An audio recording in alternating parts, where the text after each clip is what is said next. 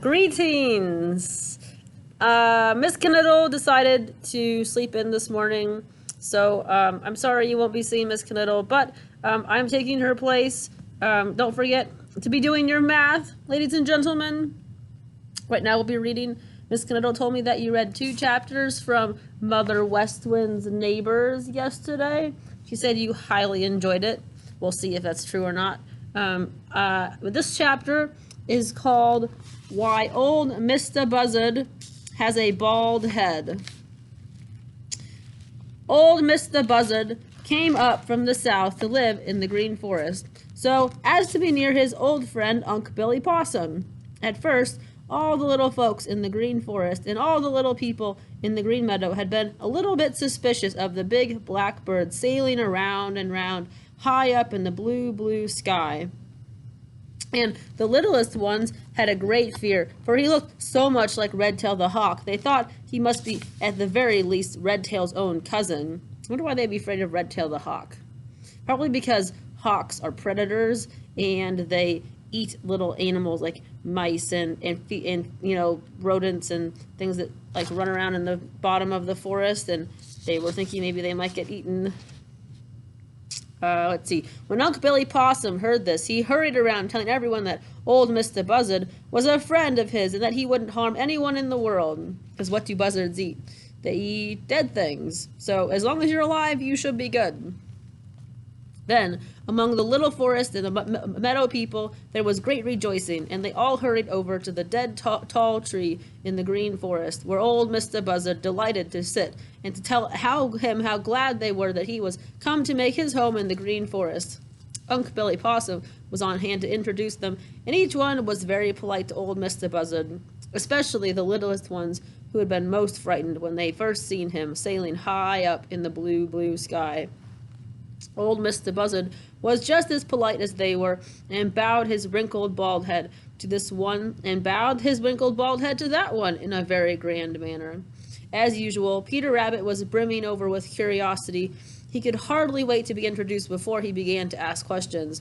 "I beg your pardon, Mr. Buzzard, but will you tell us if you are very, very old?" asked Peter, just as soon as he had a chance. Old Mistah Buzzard gave Peter a funny sideways look and slyly winked at Unc' Billy Possum as he replied, "I reckon I'm right smart old, Brer Rabbit. Yes, sir, I reckon I'm right smart old. I might be older. I surely might be older. Why do you ask, Brer Rabbit?" I think Brer is like a form of like brother or like friend that people use over in the South or used to use.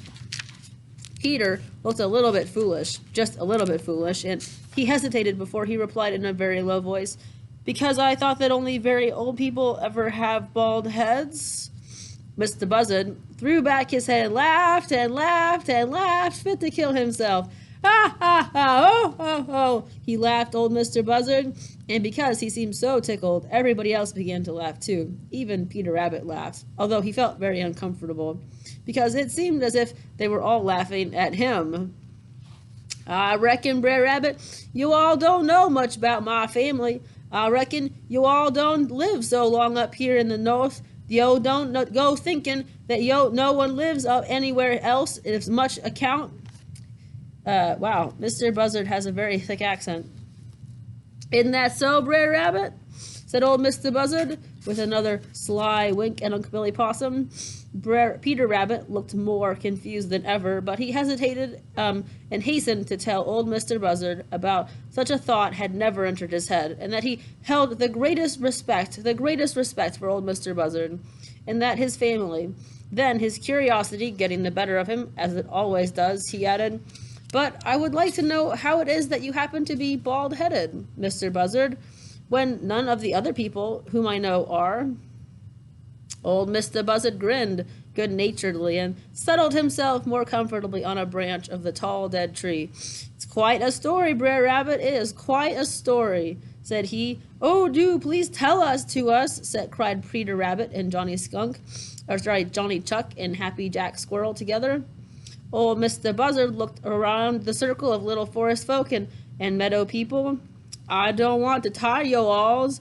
I certainly don't want to tire yo-alls and make a nuisance of myself just when We alls are getting so nicely acquainted," said he. "Oh, you won't, you won't. Please do tell us how it happens to be that you are bald-headed," they all shouted together. Old Mr. Buzzard scratched his bald head gently, very gently. Then, while all the little forest folk and meadow people crowded closer about the foot of the tall dead tree, he cleared his throat and began. So right now we've got a story inside of a story. And the first part of the story is third person, because like some other person outside of this story is looking in on these forest people and telling it. You don't hear I or me or us. It's all they and he. Well, you do hear I, but it's when someone is speaking. But now we have Mr. Buzzard telling the story. And so we're going to be hearing I, and it's going to be from his perspective, or someone in his family's perspective. Once upon a time, long, long ago, when the world was young, my granddaddy, 1,000 times removed, see how you heard that my, wore feathers on his head. Yes, sir, he wore feathers on his head, just the same as old King Eagle and Brer Redtail and Brer Falcon and all the other birds. He was very proud of all these feathers on his head, was Granddaddy Buzzard, but he was still more proud of his big, broad wings. He certainly was proud of those big wings. He used to spend most of his time sailing round and round and round up in the sky and just minding his own business. Old King Eagle was very fierce and very strong, just like Brer Eagle, whom you all know is today. He was jealous old King Eagle, as he watched Granddaddy Buzzard sailing round and round and round up in the sky, 'cause he seen, taking notice that all the other birds done be watching Granddaddy Buzzard with admiration shining in their eyes. Yo, see, old King Eagle didn't want nobody else to be admiring except hisself. One day he hear little Mistah Sparrow say he wished he could fly like Granddaddy Buzzard. Old King Eagle, he flare his right up. "Pooh," say old King Eagle, "that no-count buzzard can't fly." Little Mr. Sparrow, he was sitting snug and safe in the middle of the thorn tree, and he was right pert and sassy, was little Mr. Sparrow. Yes, sir, he certainly was right pert and sassy. It means he's got an attitude, because he knows that the birds can't get him. For he hollered up and said, "He can beat your flying any day, and even if you are the king." Yes, sir, that is just what he did holler right out. Do you think he would have hollered that if Mr. Eagle had any ability to get him? I doubt it, because sparrows are a lot bigger or smaller than eagles, and the eagle probably could have got rid of him right there. A lot of the other birds heard him, and old King Eagle, he knew then that he just have to make little sassy little Mr. Sparrow swallow his own words. Pretty soon, Granddaddy Buzzard came sailing down and light out on the old dead tree where he always sit. Old King Eagle, he came over and say they have to race to see who can fly the highest. So Eagle and the Buzzard are going to have a race. Granddaddy Buzzard don't know nothing about that what little sassy Mr. Sparrow done say, but he's willing to oblige old King Eagle. And anyhow, he don't want trouble nohow, so he says he's willing to race old King Eagle. Everybody came out to see the race. Everybody what can fly or walk or creep. Old King Eagle, he ordered his cousin, Brer Redtail, and Hawk and Brer Falcon to go along with him. But what for, nobody know. Maybe they're like to make sure everyone follows the rules, like referees. By and by, they start. Old King Eagle, Brer Redtail, Brer Falcon, and Granddaddy Buzzard. They go round and round, up and up in the blue, blue sky till everybody done dizzy just looking at them. Round and round, up and up in the blue, blue sky. They climb and climb till they nothing more than specks. And then pretty soon, they go clear out of sight. Yes, sir, they fly so high, nobody see them for a long, long time. So they're flying up and up and up, and nobody can see them anymore. Wonder what they're doing up there. People getting tired of waiting when sharp-eyed, sassy little Mr. Sparrow shout, "Hey, here they come!" Sure enough, little Mr. Sparrow is right. Way up in the blue sky were some little specks. They grew bigger and bigger, and then someone discovered that there was only 3. Looks like there's a picture right here, I'm guessing, of Mr. Sparrow, no, Mr. Eagle and Mr. Buzzard. I'm guessing this is Mr. Buzzard. They are flying. Let's see. Pretty soon, old King Eagle dropped down to earth, and he was clean beat out, was old King Eagle. Clean beat out. So was Brer Redtail, and so was Brer Falcon. Yo never did see three people more beat out than they were. Where's Mr. Buzzard? Shouted everybody together. Old King Eagle, he bent his head down and dropped his wings and breathed mighty hard. Blimey, by, when he get his breath, he say, "Ah, beat and that no count Buzzard so bad he ashamed of himself and he fly away." That's what old King Eagle say. And his cousin, Brer Redtail and Brer Falcon, they nod their heads and they say, "Just so." So they're saying that Mr. Eagle or Mr. Buzzard flew off because he lost. We'll see if that's really true or not. Everybody might be mighty disappointed in Granddaddy Buzzard, and they lo how old King Eagle was right, and that Granddaddy Buzzard was just no count, just like old King Eagle say. Just while they was talking about it and getting ready to go home, sassy little Mr. Sparrow, he hollered, "Here he come now!" Everybody look up, and sure enough, there come Granddaddy Buzzard, sailing down and down and down right into the midst of 'em. He don't seem the least bit tired, and smiled just like he always do when he was talking and little pleasuring. Everyone began to hoot at him, and sassy little Mr. Sparrow, sitting safe in the middle of the thorn tree, holler, "What's the matter with your head, Mr. Buzzard?" Granddaddy Buzzard looked kind of foolish and feel of his head like it might be mighty tender. "I done scorched it, I guess," he said, just like he was apologizing. Everybody crowded round Granddaddy Buzzard to look. Sure enough, he hadn't got a feather left on his head. No, sir, not so much as one little feather. Yo, see, he done fly so high, he gets so close to the sun, and he scorched them all off. He burnt all the feathers off his head because he got too close to the sun. Is that really possible? No. But this is a story. When old King Eagle see that, he forget all about how tired he is, and he just sneak off while everybody's trying to shake hands with Granddaddy Buzzard all at once. Brer Redtail and Brer Falcon, they sneak off after old King Eagle, for everybody know by that time that they was telling a lie to save their cousin, old King Eagle. And ever since that day, when Granddaddy Buzzard beat old King Eagle, my family has had bald heads, concluded old Mr. Buzzard proudly. All right. Interesting. So that apparently is why old Mr. Buzzard has a bald head. And I wonder what kind of a lesson or a moral you could take from that story. Well, King Eagle, he was lying about winning, and that's kind of embarrassing. So I wonder if you could take that. You shouldn't lie about something like that, because then when you do and people find out about it, you could become really embarrassed, and people probably won't trust you after that. All right, we have time for one more. This is called Hooty the Owl Gets Even. Caw, caw, caw! That was Blacky the Crow. His cousin, Sammy Jay, heard him and straightaway started for the big hemlock on the top of which Blacky the Crow was sitting. On the way, he stopped to tell his relatives to come along as quickly as they could so as not to miss the fun. "He's found Hooty the Owl asleep, and we're going to have some fun," replied Sammy Jay. "What a shame," said Johnny Chuck indignantly. "You ought to be ashamed of yourself, Sammy Jay." Sammy was just stuck his tongue out at Johnny Chuck, blurted some dust off his blue-white coat tails, and hurried on. By the time he reached the big hemlock, all the crowds of the Green Forest were there, and such a racket as they were making. Of course, they waked up Hooty the Owl, and he was very cross, as people who are waked up out of sound asleep are apt to be. He was with his big black against the tree, and he puffed out his feathers until he looked 3 times as big as he really is. Because what time do owls sleep? They're nocturnal, which means they sleep at night. So all the other animals are awake, but owls and other things that sleep during the day are sleeping right now. So they're waking them up during like his off hours. It'd be like you being waken up at midnight. "Hooty is a coward. Hooty is a thief. If Hooty comes to my house, he'll surely come to grief," shouted Blacky, slipping up behind and pulling Hooty's coat tails.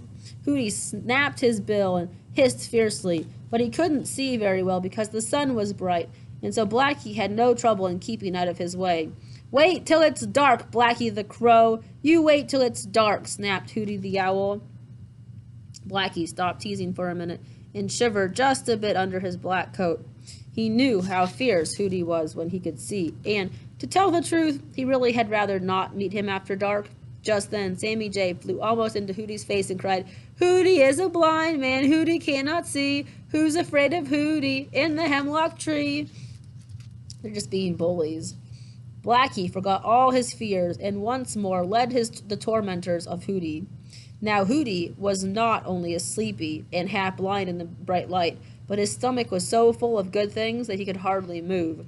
So he just snapped and hissed and scolded, keeping his head back against the tree until the crows and the jays grew tired of their fun and one by one went about. Oh, here's a picture of Hooty in the tree.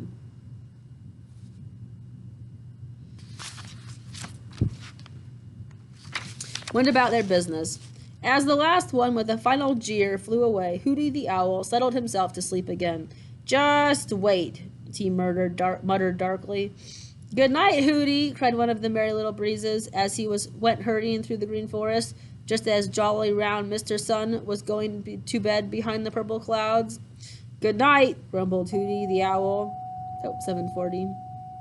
And blinked his big round eyes. Then he blinked them again and shook out his feathers and yawned. He had had a good rest since the crows and the jays left him.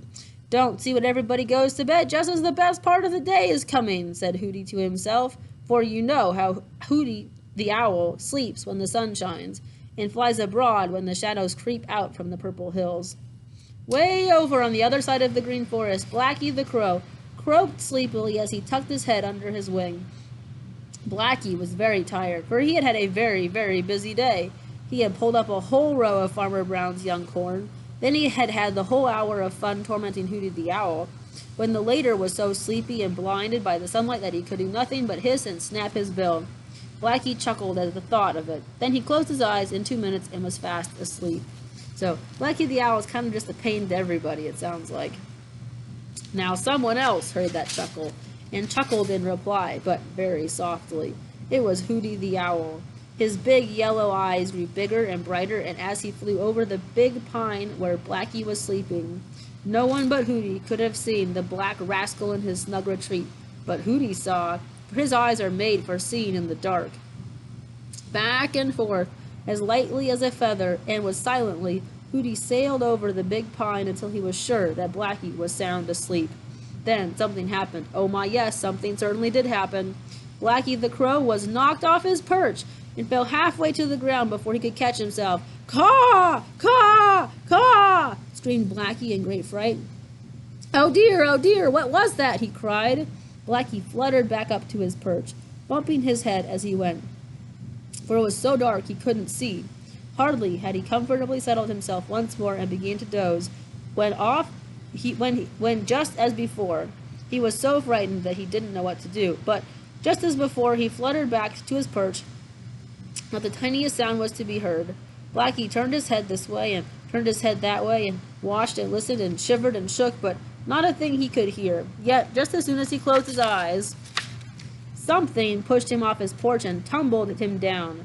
At first, he thought that he had had a bad dream, but now he realized that something was coming out of the darkness and tormenting him.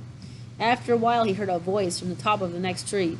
It was a very deep voice. "How do you like it now, Blacky?" asked the voice. Oh, and here's a picture. There's a lot of pictures in this chapter of Hooty the Owl coming up out of the night. At first, Blacky didn't recognize it. Then all of a sudden, it came back to him that it was Hooty the Owl, and that Hooty the Owl was getting even for the teasing which Blacky had given him that morning. When Hooty had grown tired of teasing Blacky the Crow, he flew back and forth through the Green Forest until he found Sammy Jay.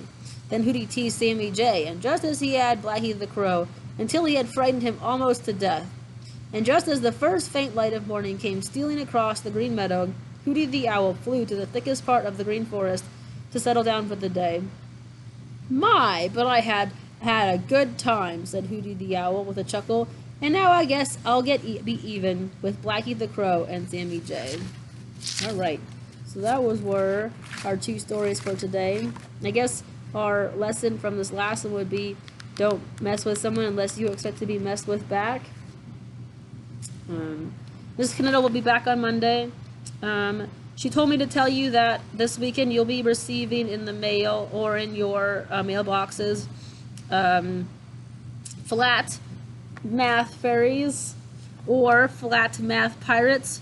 So be expecting that, and you can use them to take them with you on adventures and write about them. Instead of having to journal about your day and just come up with whatever you're happening, you can take your math fairy or your math pirate with you and take pictures of them and document what they do.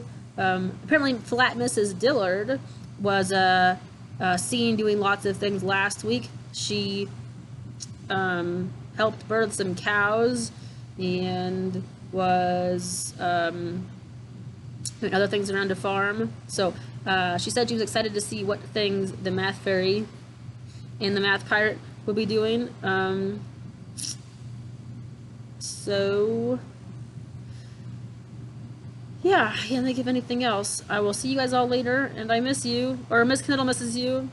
The math fairy misses you too, because there's no math celebrations that I'm having right now. Bye, guys.